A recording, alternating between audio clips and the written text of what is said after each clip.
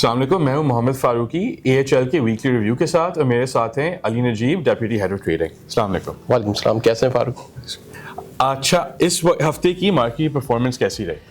ये हफ्ता तो मार्केट के लिए बहुत अच्छा रहा और हमने देखा कि मार्केट ने शुरू के 3 दिन बहुत अच्छा परफॉर्म किया। एक फिनोमिनल रैली भी हमने देखी मार्केट में और हमने देखा कि CY26 के स्टार्ट से which was started last week, phenomenal एक रैली रही मार्केट में और मार्केट ने गेन किया ओवर 13,000 पॉइंट्स का।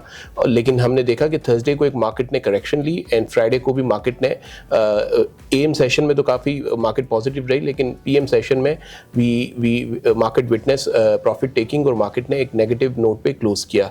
बट ओवरऑल अगर हम वीक की बात करें तो मार्केट हैज पोस्टेड 5,355 पॉइंट का return which is in percentage over 3%। तो आप हमें एक आउटलाइन दे सकते हैं कि जो फिनोमिनल रैली शुरू हुई हफ्ते में उसके क्या रीजंस थे और फिर जो हफ्ते के एंड पे थोड़ी सी करेक्शन आई उसके क्या रीजंस थे? मार्केट में सबसे मेन ड्राइवर जो है वो लिक्विडिटी का है।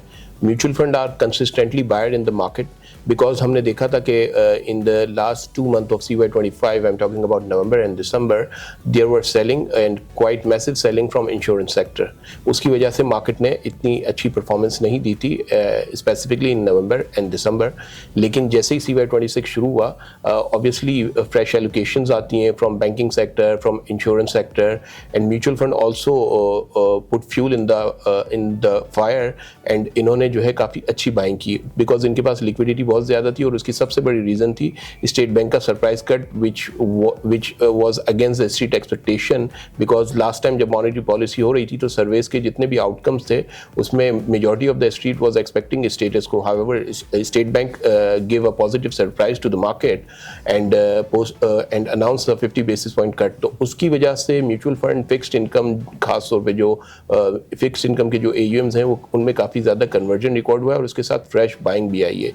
तो इन सारों ने मिल के एक बहुत अच्छा मार्केट को लिक्विडिटी की फॉर्म में बड़ा अच्छा सपोर्ट किया, जिसकी वजह से हमने एक फिनोमिनल रन देखा इन the first 5 session of CY26।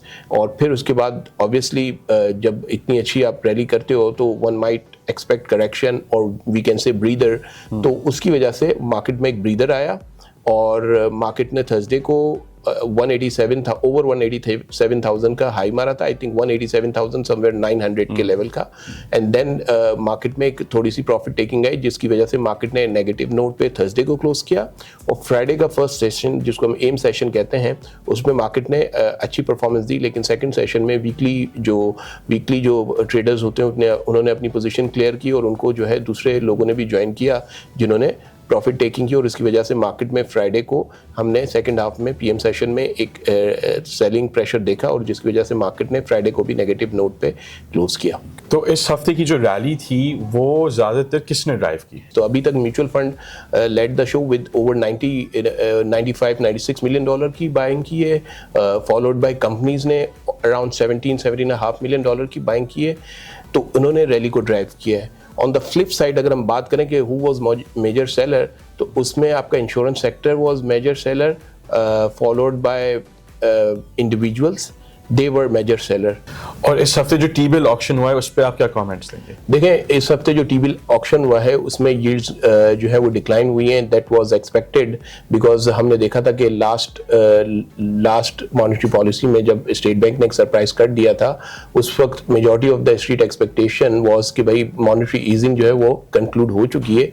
लेकिन स्टेट बैंक के मेजर सरप्राइज कट की वजह से एक ओपिनियन टिल्ट हुआ है टुवर्ड्स के मजीद जो है वो डिक्लाइन पॉसिबल है। और उसकी वजह से इस दफ़ा हमने देखा कि फिक्स्ड इनकम मार्केट ने उसको एंटिसिपेट किया, जिसकी वजह से T-bill ऑक्शन में अराउंड 24 बेसिस से 34-35 बेसिस की डिक्लाइन हुआ है अक्रॉस डिफरेंट टेन्योर।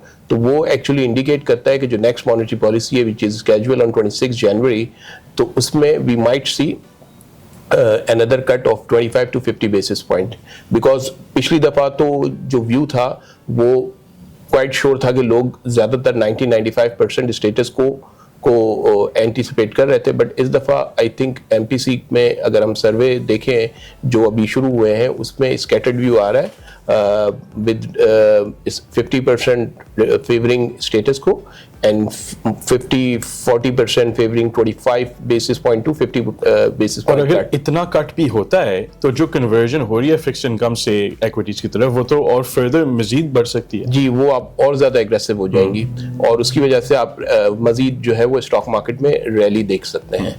तो अगर आप ये मजीद 25-50 बेसिस पॉइंट्स का कट देखते हैं तो एट दैट पॉइंट मार्केट में तो मजीद इक्विटी की तरफ कन्वर्जन हो सकती है फिक्स इनकम से। नो सेकंड थॉट, मुझे तो लगता है कि यही ड्राइवर होगा in the first quarter CY26। Mutual fund will lead the show on the basis of conversion from fix income to equity market because there is a massive room as far as fixed income conversion goes toward equities because आप देखेंगे stock exchange में on a given day you can earn 10% because we have upper circuit of 10% rather than in fixed income market आप पूरा साल पैसा रखेंगे तो in this week alone जिस मार्केट ने आपको 3+% रिटर्न दिया है जी जी उसकी तरफ तो नेचुरली लोग आएंगे। एब्सोल्युटली CY26 में आप रिटेल पेनिट्रेशन कैसी देख रहे हैं? देखें CY26 में आपने कहा कि रिटेल पेनिट्रेशन कैसी होगी तो मुझे ऐसा लगता है CY26 में लेट्स टॉक अबाउट नंबर्स। आप देखें 2017 से लेके 2023 तक आई वुड से 2022 से 23 के दरमियान जब हमने IMF SBA नहीं किया था और हम IMF के प्रोग्राम में दाखिल नहीं हुए थे तो 17,000 नए क्लाइंट्स आए थे और 17,000 अकाउंट ओपन हुए थे और 2023 के बाद से अब तक तकरीबन 2.5 से 3 लाख अकाउंट ओपन हो गए। तो that's the number which actually telling you कि रिटेल पेनिट्रेशन किस तरह हो रही है और मुझे ऐसा लगता है पर्सनली CY26 में हो सकता है हम 2-2.5 लाख अकाउंट और ओपन कर लें। तो बहुत सारे ऐसे फ्रेश लोग हैं जिनको मार्केट से फेमिलियरिटी नहीं है वो कहते हैं कि भाई ऐसा स्टॉक था जो हफ्ते पहले 250 का था अब 300 का हो गया है, मेरे दोस्त अहबाब ने इस लो लेवल पे लिया था मैं अब इतना महंगा क्यों लूं, आप उनको क्या कहेंगे? देखें ये बहुत सारे लोगों का फिनोमेना है, वो समझ रहे हैं कि उन्होंने बोट मिस कर दी है, ऐसा नहीं है। देखें CY26 is all about IPO years जहाँ पे हम देख रहे हैं कि कुछ 15 से 16 IPO आएंगे और जब आप IPO में जाते हैं तो you will get same price जो कि दूसरे लोगों को भी मिलती है। तो जो लोग ये समझ रहे हैं कि उनकी बोट मिस हो चुकी है तो जो ये CY26 में IPOs आएंगे काफ़ी सारे तो उनमें वो अपनी रिसर्च करके स्टडी करके फंडामेंटल को गो थ्रू करके IPO में पार्टिसिपेट करें, वहाँ पे उनको सेम प्राइस मिलेगी और वहाँ पे इनको एक अच्छी अपॉर्चुनिटी मिलेगी to create their wealth. Because हमने देखा कि जो एक IPO हमने किया था ILP का जो वे बैक इन 2016-17 उसमें 5 बिलियन का IPO था और 5,500 लोगों ने उसमें पार्टिसिपेट किया था और जो हमने पिछले महीने किया था पाक कतर का IPO वो 900 मिलियन का था मगर उसमें जो इन्वेस्टर थे वो 8,500 थे। तो दैट्स हाउ द डिफरेंस कि 900 मिलियन के लिए 8,500 इन्वेस्टर ने इंटरेस्ट शो किया जबकि ILP का IPO जो हमने कई साल पहले किया था उसमें 5 बिलियन के IPO में सिर्फ 5,500 लोग। इसका मतलब है कि छोटे साइज वाले इन्वेस्टर्स काफी बढ़े हैं उस टाइम से आज। बिल्कुल। Okay and to wrap it up और इस हफ्ते क्या इंपॉर्टेंट डेवलपमेंट्स हुई? देखिए एक तो मैं आपको बताऊं कि इस हफ्ते अगर हम आज से शुरू करें तो रेमिटेंसेस का नंबर आया which is very encouraging, $3.6 billion का नंबर आया। इसके अलावा गवर्नमेंट ने SNGP और SSGC की for the whole FY26 prices cap कर दी हैं और उन्होंने ये भी कहा है कि जो 3 ट्रिलियन का जो गैस सर्कुलर डेट है इसको कर्टेल करने के लिए government is considering to put a levy of ₹5 on petroleum and diesel product. इसके अलावा हम देखें कि एक बड़ी ज़बरदस्त चीज़ हुई है पाकिस्तान के लिए ऑन अ जियोपॉलिटिकल फ्रंट या आप उसको डिप्लोमेटिक फ्रंट पे कह दें कि जो सऊदी का $2 बिलियन का जो लोन था वो ये कह रहे हैं कि आप हमें JF-17 थंडर दे दो और उसके ज़रिए हम $2 बिलियन जो डॉलर की पेमेंट है उसको एडजस्ट कर लेंगे। तो आई थिंक ये एक बहुत बड़ा ट्रिगर है as far as Pakistan goes and Pakistan economy goes because अगर इस तरह से चीज़ें हैं और इस तरह से डिफेंस कॉन्ट्रैक्ट पाकिस्तान को मिलते रहे तो प्रेसिडेंट हो सकता है ना कि दुनिया भर से अब कोई भी आपसे अपना JF-17 एब्सोल्युटली, लेकिन उसके साथ साथ आपका लोन भी वेव हो रहा है। बिल्कुल बिल्कुल। I would say wave is not the right word, adjust हो रहा है। तो आई थिंक इस तरह की अगर एडजस्टमेंट फर्दर भी आई तो आपका जो डेट है वो भी रिलीज होगा और साथ साथ आपका जो डिफेंस प्रोडक्ट्स हैं वो भी काफ़ी ज़्यादा उनको भी एक मार्केट नई मार्केट्स मिलेंगी। तो आई थिंक ये एक बहुत बड़ा चेंज है पाकिस्तान के पर्सपेक्टिव से। और कमिंग वीक आप मार्केट का आउटलुक कैसे देखते हैं?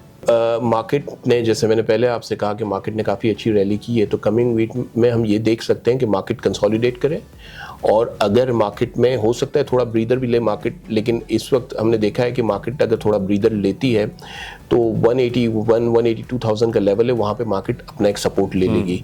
लेकिन जिस तरह की जो मार्केट में लिक्विडिटी आ रही है, तो मुझे ऐसा लगता है कि नेक्स्ट वीक थोड़ा सा कॉशियस इंस्टांस रहेगा इन्वेस्टर की तरफ से, अगर कोई जियोपॉलिटिकल फ्रंट पे डेवलपमेंट होती है over the weekend. Thank you so much for your time, and that's all from AHL this week. Thank you.